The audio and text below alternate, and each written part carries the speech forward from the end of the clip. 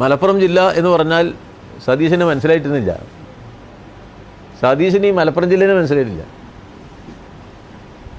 അതാണ് പ്രശ്നം. മലപ്പുറം ജില്ലയെക്കുറിച്ചാണ് ഒരു സംവാദം സതീശൻ ഉയർത്തിക്കൊണ്ടുവരുന്നതെങ്കിൽ സതീശൻ ബാക്ക് ഫുട്ടിലാണ്. ഈ ജില്ലയ്ക്ക് തന്നെ എതിരായിരുന്നു. ഇവിടെ ആര്യാടൻ മുഹമ്മദിൻ്റെ നേതൃത്വത്തിലല്ലേ മലപ്പുറം ജില്ല വിരുദ്ധ സമരം നടന്നത്. എന്നിട്ടിപ്പോൾ മലപ്പുറം ജില്ലേൻ്റെ ഒരു അവകാശം കിട്ടണം എന്നുള്ള നിലയ്ക്ക് പ്രസ്താവന ഇറക്കുകയാണ്. എത്ര മ്ലേച്ഛമായ ഒരു സമീപനമാണ്. ഇടതുപക്ഷം നിലപാടുകൾ സ്വീകരിച്ചത് ജില്ല നോക്കിയും മതം നോക്കിയും ജാതി നോക്കിയല്ല, സമൂഹ താല്പര്യങ്ങളെ നോക്കിയാണ്. അതുകൊണ്ടല്ലേ മഹാഭൂരിപക്ഷം മതന്യൂനപക്ഷമുള്ള മലപ്പുറം ഒരു ജില്ലയാക്കരുത് എന്ന് അന്നത്തെ ജനസംഘം, ആര്യാടനെ പോലെയുള്ള കോൺഗ്രസ് നേതാക്കന്മാർ, എം പി ഗംഗാധരനെ പോലെയുള്ള കോൺഗ്രസ് നേതാക്കന്മാർ, ഇവരെല്ലാം അന്ന് അവരുടെ ആരോഗ്യമുള്ള കാലമാണ്. ഇപ്പോൾ അവർ നമ്മുടെ കൂടെ ഇല്ല. ആ കാലത്ത് ശക്തമായ നിലപാട് സ്വീകരിച്ചല്ലേ,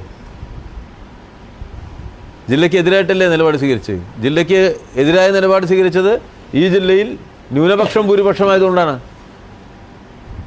എന്നാൽ അന്നത്തെ EMS ഗവൺമെൻറ്, വിശേഷിച്ച് മുഖ്യമന്ത്രി EMS ഏറ്റവും ശരിയായ നിലപാടാണ് സ്വീകരിച്ചത്. കാരണം ഈ നാട്ടിൻ്റെ വികസന സംബന്ധിയായ കാര്യങ്ങളിൽ അതിൻ്റെ വേഗത വർദ്ധിപ്പിക്കണം. ഇന്ത്യയിലെ ഏറ്റവും വികസനം കുറഞ്ഞ 2-3 താലൂക്കുകളാണ് നമ്മുടെ വെളുവനാട്, ഏറനാട് താലൂക്കുകൾ. അതിൽ നിന്നാണ് പിന്നീട് പൊന്നാനി താലൂക്ക് ഉണ്ടായിരുന്നു, തിരൂർ താലൂക്കും വന്നത്. ഈ അവികസിത പ്രദേശങ്ങളുടെ ഒരു പൊതുവികസനത്തിനും സഹായകരം എന്നുള്ള നിലയിൽ കാലം പിന്നീട് തെളിയിച്ച കാര്യമാണ് ആ ജില്ലാ രൂപീകരണം. ആ നിലയിലാണ് നമ്മൾ ജില്ലാ രൂപീകരണത്തെ കണ്ടത്. അതുകൊണ്ട് ശക്തമായ എതിർപ്പുണ്ടായിട്ടും ശരിയായ തീരുമാനമെടുക്കാൻ EMSൻ്റെ ഗവൺമെൻറ്റിന് സാധിച്ചു. അത് ശരിയായിരുന്നു എന്ന് വന്നു. മലപ്പുറം ജില്ലാ വിരോധികൾ ചൂണ്ടിക്കാണിച്ചതുപോലെ എല്ലാ കാര്യങ്ങളും വന്നത്. ന്യൂനപക്ഷത്തിന് ഭൂരിപക്ഷം ഉണ്ടായി എന്നുള്ളതൊന്നും പ്രശ്നമേ ആയില്ല. നമ്മുടെ നാട്ടിൽ താരതമ്യേന നല്ല വികസന പ്രവർത്തനങ്ങൾ രൂപപ്പെട്ടു വന്നു. ഒരുപാട് മുന്നേറ്റം ഈ പ്രദേശങ്ങൾക്കുണ്ടായി. അപ്പോൾ വലതുപക്ഷം ജില്ലയുടെ എതിരാളികൾ പറഞ്ഞല്ല ശരി എന്നുള്ളത് കാലം തെളിയിച്ചു. വലിയ ഐക്യം എല്ലാ മതവിഭാഗങ്ങളും തമ്മിൽ നിലനിൽക്കുന്ന ഒരു പ്രദേശമാണ് മലപ്പുറം. അപ്പോൾ തെറ്റായ രൂപത്തിൽ പ്രചരിപ്പിച്ചവർക്കാണ് തെറ്റുപറ്റിയത് എന്ന സ്ഥിതിയും വന്നു. പിന്നീട് ഇപ്പം എന്താ മറ്റൊരു തരത്തിൽ വ്യാഖ്യാനിക്കുന്നത്? അതാണ് നമ്മൾ മനസ്സിലാക്കേണ്ടത്. തെരഞ്ഞെടുപ്പിൽ ഒരു രാഷ്ട്രീയ അജണ്ട UDFനില്ല. രാഷ്ട്രീയ അജണ്ട UDFനുണ്ട്. അത് അവസരവാദപരമായ കാര്യങ്ങളും അസത്യങ്ങളും പ്രചരിപ്പിക്കുക എന്നുള്ളതാണ്.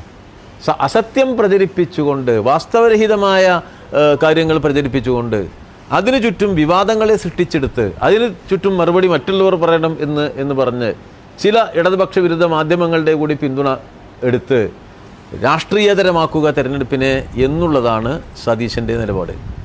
കാരണം ഞാൻ ആദ്യം പറഞ്ഞ മുനപോയ രാഷ്ട്രീയ നിലപാടുകളെ സതീശനും കൂട്ടുകാർക്കും ഈ കേരളത്തിൽ ഇപ്പോഴുള്ളൂ. അപ്പോൾ ആ നിലയിൽ ഒരു പ്രതിപക്ഷ നേതാവ് ഒരിക്കലും പറയാൻ പാടില്ലാത്ത കാര്യങ്ങൾ തെരഞ്ഞെടുപ്പിൻ്റെ തുടക്കത്തിൽ അദ്ദേഹം പറഞ്ഞിരിക്കുകയാണ്. നമുക്കെല്ലാം അറിയാം, ഗവൺമെൻറ്റിനെതിരായിട്ടുള്ള ഒരു പ്രസംഗങ്ങൾ സ്വാഭാവികമായിട്ടും തെരഞ്ഞെടുപ്പ് കാലത്ത് നടത്തും. അതൊക്കെ അവരുടെ അവകാശമാണ്. ജനാധിപത്യമാണ്, ബഹുസ്വര സമൂഹമാണ്, ഭിന്നാഭിപ്രായങ്ങളുണ്ട്. ആ ഭിന്നാഭിപ്രായങ്ങളിൽ തന്നെ ശരിയഭിപ്രായം ഉണ്ടോ എന്ന് നമ്മൾ നോക്കും.